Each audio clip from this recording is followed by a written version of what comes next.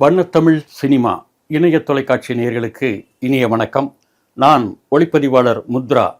திரை விமர்சனம் நிகழ்ச்சியில் இன்று நாம் பார்க்க இருக்கின்ற படம் உன்னி சிவலிங்கம் இயக்கத்தில் அலெக்ஸ் கே புலிக்கல் ஒளிப்பதிவில் சாய் அபயங்கரின் இசையில் ஷாம் நிகாம், சாந்தனு, செல்வராகவன் நடித்த பல்டி அப்படிங்கிற படத்தை பற்றி பார்க்க போகிறோம்.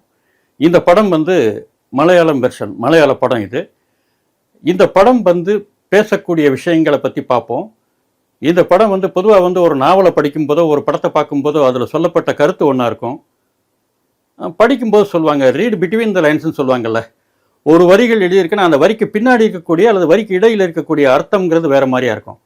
இந்த படத்துடைய விஷயம் என்னன்னு கேட்டிங்கன்னா, கதை அப்படின்னா கந்து வட்டிக்காரர்களுடைய பிடியில் சிக்கி தவிக்கக்கூடிய கிராமத்து கபடி டீம் பற்றின ஒரு உணர்வுபூர்வமான ஒரு கதை.